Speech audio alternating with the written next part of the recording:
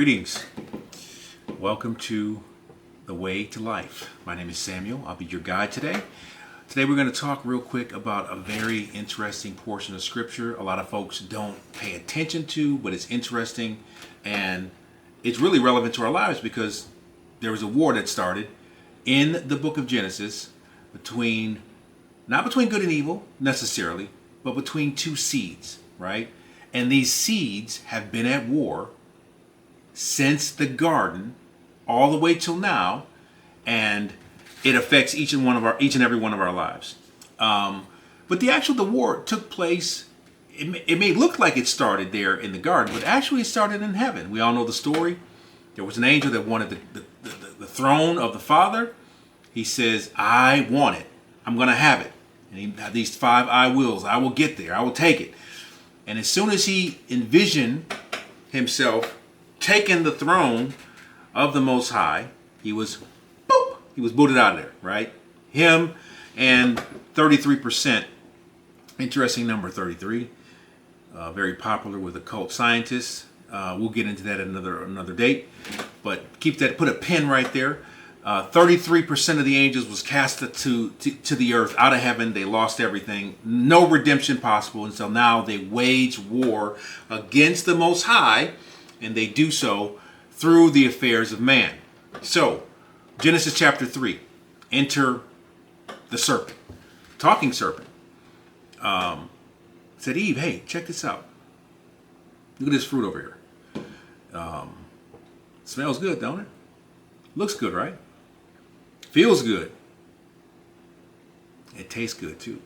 So, oh, by the way, I know he said that you're going to die, and but you're not going to die. And really, to be honest with you, what's going to happen is you will become like him. You'll be smart. You'll be hip. You'll be wise, powerful. And oh, by the way, he's holding it back. He's holding you back. He doesn't want you to have this wisdom. So you can't really trust him, can you? How can you trust him? He is holding the fruit. Go ahead, take a bite. Everybody's doing it. Where was Adam? Oh, we'll get to that later. So he convinced her to take a bite. She took a bite. We know the rest of the story. They got thrown out. But before they got thrown out, there were some curses that he levied on the snake, upon the serpent, upon the woman, and upon man, in that order. I think it was in that order. And basically, he declared a war. He says, "I am going to put enmity," which is perpetual warfare, hostility, forever, between the seed of the serpent and the seed of the woman. The serpent didn't have a seed yet. We all know that the seed of the woman, right, would be the Messiah. Many hundreds and thousands of years later, he would come along and be that seed, fulfillment of that promise. But until then, the enemy had information about a seed that was to come. And if I can just somehow stop that seed from coming. And that's what he set out to do, beginning in Genesis chapter number 3, right? Beginning in Genesis chapter number 3. So let's go forward to the very next chapter, Genesis chapter 4. So right around the corner, what do we find?